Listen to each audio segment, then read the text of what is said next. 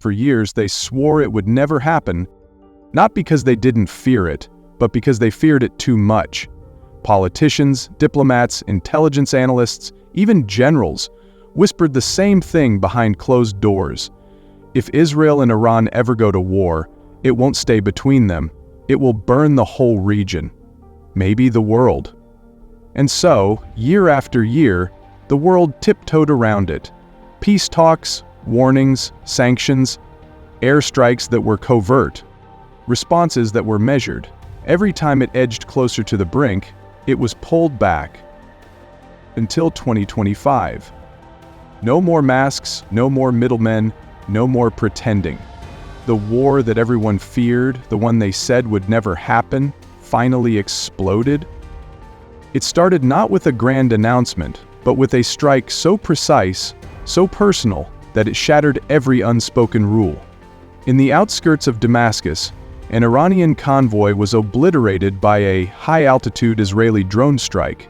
But this wasn't just any convoy. On board was General Esmail Kahadi, the head of the Quds Force, successor to Qasem Soleimani, and one of the most powerful men in Iran's military hierarchy. The message was unmistakable. Israel had drawn a red line and crossed it itself.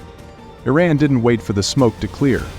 Within 72 hours, hundreds of drones and ballistic missiles were launched directly from Iranian soil. Israeli airspace turned into a battlefield. The Iron Dome intercepted dozens. David's Sling and Arrow 3 picked off hypersonic missiles mid-flight. But some got through. Near Beersheva, a command center was hit. Oil refineries in Haifa shut down. Air traffic collapsed. The IDF activated full wartime alert. In cities across Israel, civilians rushed into underground shelters. Families clutched radios. Power flickered. Israel, always faster than its enemies expect, retaliated in layers. First came the drones, swarms of them. Then the fighter jets. F-35 roared over Iraq and into Iran's skies. Their targets weren't symbolic. These were the heart of Iran's infrastructure. Missile silos near Kermanshah, radar bases near Isfahan, and key command bunkers west of Tehran. Satellite images the next day showed blackened craters where military installations once stood. And yet, this wasn't just about missiles or jets. This was about a war decades in the making. To understand why these two nations now fight openly, you must understand what came before. When the Islamic Revolution toppled Iran's monarchy and replaced it with a theocracy, the Middle East changed forever. Ayatollah Khomeini wasn't just interested in Iranian sovereignty. He wanted regional dominance. And in his eyes, Israel wasn't a state, it was an infection, one that had to be eradicated.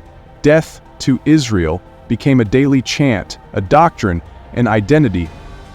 Iran's strategy wasn't about open warfare. It was long, slow, strategic suffocation. It armed Hezbollah with over 100,000 rockets in Lebanon. It propped up Hamas.